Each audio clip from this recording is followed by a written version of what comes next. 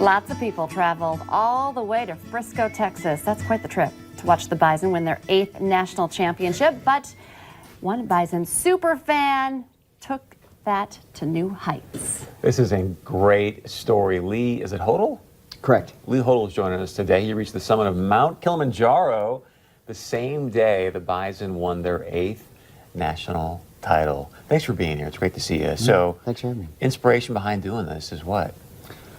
We've always been a Bison family. My in-laws are all graduates at NDSU. My wife and I met at NDSU. My oldest son goes to NDSU. My sister and brother went to NDSU. We graduated from there, got our masters, and we've been Bison fans all the way through. My goodness. Did you plan this out to reach the top at championship game time? No? No, it's just very serendipitous that it would occur because we have to climb in the summer. If we're in the southern hemisphere, we have to climb in the winter. So we get the stable conditions for the summertime. And Kilimanjaro, obviously, right now is having their summer, and it just paired up almost identical to that. So when we summited that morning at 7 a.m., the Bison had already played, and I got on a sat phone and called my wife. And do we have the picture? Because you guys did show off a little Bison pride when you got to the top, too. Yes. I don't know if we have that picture to show, but so you planned on taking the picture with a look at you, bison gear. Do we have That's bison? about halfway up, yeah. So tell us a little bit about the hike. How long did it take? It would be 6 days up and 2 days down, is what it took. It's a relatively easy peak for the ones that I've done. But I've always taken a Bison flag to all the peaks I've done since 2008, since I left Ecuador. You make this sound like it's a walk in the park. How many peaks have you done? High altitude above 17,000 feet, 12. Really? Wow. Mm-hmm. Look at so this. What was the most challenging about this one? Diarrhea. Yeah, foodborne pathogens viruses are pretty common in Africa. So there were several of us that got sick along the climb, which dehydrates you. Otherwise, it was an easy climb. There wasn't really anything challenging. In fact, the summit was warmer than it was here in North Dakota.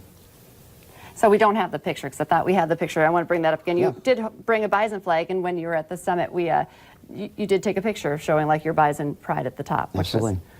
Absolutely. I wouldn't. Yeah, we always do that. I always bring my kids' school flag as well. So were you sad that you were missing do you typically go to Frisco or no? We try to, but it's either a race weekend that I'm running or some other family vacation that kind of pairs up. We try to make it. Okay, so I know here's some great pictures of you just being a Look at my buddy, look at my colleague Glenn there yawning. We were so far ahead, so far ahead. But you're very intently still watching. Yes, always, and filming. Love to watch the Bison. Okay, so we're talking, you still run a lot of marathons. This is not the first time you have done this incredible. So we're going to take a quick break, and then I want to talk a little bit about what it takes to continue to live like you do, because it's no easy feat. Sure.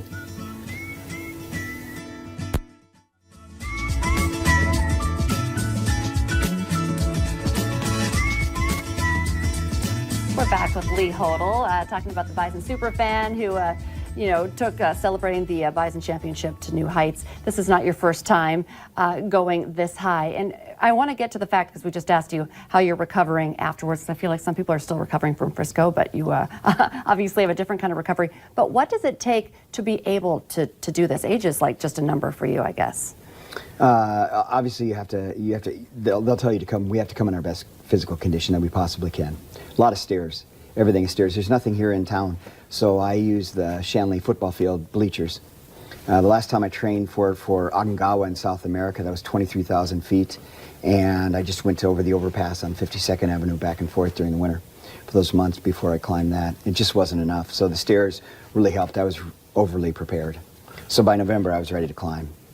I want to talk about the journey. I mean, you've done many of these. So one, what keeps you going back? And as you go through the journey, it's like, what do you get out of it sort of that you take back into your everyday life? Every one of them they're located differently across the world. So you're not only walking into that kind of atmosphere and that climb and that challenge, but you're also walking into that culture. So you're learning a whole new language, whether you're saying Asante Sana which means thank you in Swahili, or you're saying pasiva, which is Russian for thank you, or gracias, which is in South America. So other places we've climbed. So you're learning their language, their culture, all of their background. We don't just simply just climb. So do you have native guides taking you up? Or? We do. We'll have Oh, some that's natives. nice. Yeah, that helps us out. It really does. You don't want to be going up on simply on your own, because the mountain changes even from year to year in terms of snowfall and where the crevasses are and placement. Every mountain is completely different. I absolutely loved McKinley. But what's the mental game? I mean, I got to imagine going on these journeys, everyone's got a different sort of mental game you got to play, and how do you take that back home now in your regular life and go, wow, I learned this from Mount Kilimanjaro. Here's my life lesson I'm going to now apply. When we climbed on Denali in McKinley, in Alaska, it was 18 days up, 3 days down. And we landed on a glacier. We got up to 14,000 feet, and we were stuck there for a week with 12 to 18 inches of snow falling on our tents every day. And we had to wait for the weather to break. It was coming in from the west. We needed the eastern winds to come in, and the 20 teams that were up on high camp above us never summited. The weather changed. They came down from with frostbite. We went up, summited, just like that. Had no gloves on at the summit at 20,000 feet, and it was perfect weather. So part of it is just being very lucky. A large part of it is mental. You have to be willing to you have to be willing to put up a lot of pain. Did you deliver any babies in that storm? Like our first story? I mean, No. You sound like Saul Phillips, man. So what'd you do for a week? Do you have any food? Or? We read books. We talked to each other. My tent mate on Denali was the executive producer of Wipeout, TV show Wipeout. It's incredible. So we talked about that because my kids love the show, and we just get to know each other really well. Most of us have climbed with each other before, and we get past kind of the joking around periods, and we just sit quietly. It really is a game of patience. And yeah, I just absolutely love it. It's phenomenal. There's a quote by David McCullough that says, "We don't climb the mountain so the world can see us. We climb the mountain so we can see the world." And there's nothing more spectacular. Those pictures don't even do it justice, because when you're up there at that altitude, the curvature of the earth, you can see it. It's like you're sitting in a snow globe. Wow. It actually curves along the horizon. What's next? You know, that's the question I always got asked. In fact, we got asked halfway up the mountain, and I said, I'm going home. Take care of my family.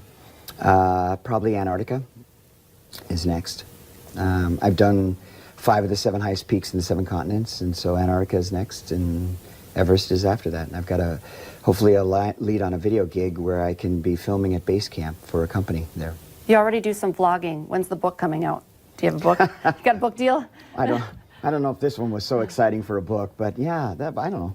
Possibly. It'd probably be a children's book. Easy to read, easy to go into school and talk to them about it. Yeah. Well, Lee, it's fascinating to visit with you.